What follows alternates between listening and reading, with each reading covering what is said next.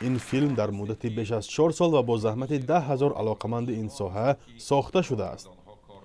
جغرافیای میدان ثبت آن بیش از 5 کشور پساشوروی و امریکا و مالزی را در بر گرفته است. خیلی امتحانی سخت بود از دو جهت. از یکم جهت بار اول بیرون از تاجیکستان فیلم به نوار میگرفتیم و ما ترتیب و انتظام و کاربری مثلا روسیه را نمیدانستیم، قزاقستان، میدان بزرگ سینما را نمیدانستیم. این یک مسئولیت بزرگ بود. دوم مسئولیت وقتی که فیلم ترجمه حالی می شود، درباره ترجمه حالی یک نفر به خصوص اون نفر زنده است، خیلی مسئولیت بزرگ است برای اون که کارگردان میتواند فیلم آفرد و از زاویه нишон دهد که اون قهرمان نادرست معرفی شود.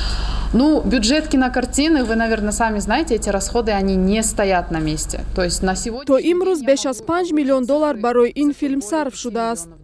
вале ҳоло ният дорем дар узбекистон ҳам ба таври фарогир филмро ба намоиш гузорем. пас он беларусу украина ҳам дар нақша аст. به گفته آفرندگان این فیلم در دو شکل آماده شده است. فیلم یک قسمتی از میلیون یکی و سلسله فیلمی پیروهای مربی.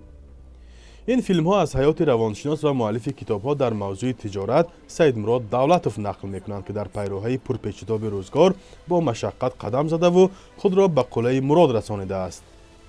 او از خردسالی در یک دهه دوردست تاجیکستان بی پدر میماند و بار زندگی بر دوشش میافتد.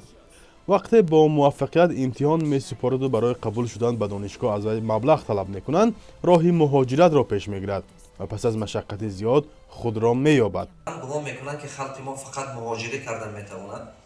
ما خواستیم که قالب شکنیم.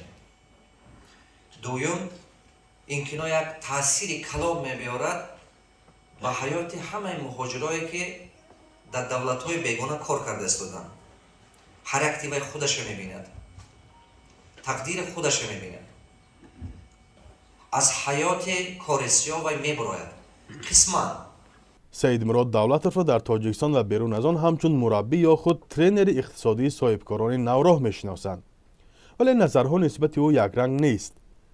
سلسله کتابهایش را با نام فلسفه مورچه‌ها نفران زیاد خریده و در درسهایش شرکت میکنند. اما آنهایی نیز هستند که باور دارند پولشان را بیهوده صرف کردند. نسبت این شخص گرچه من از نزدیک شناس نیستم، لیکن در شبکه‌های اجتماعی می‌بینیم که نسبت این شخص نفرانی زیاد شبهه نیز دارد. فرزان محمدی، رادیو آزادی، شهر خوجند.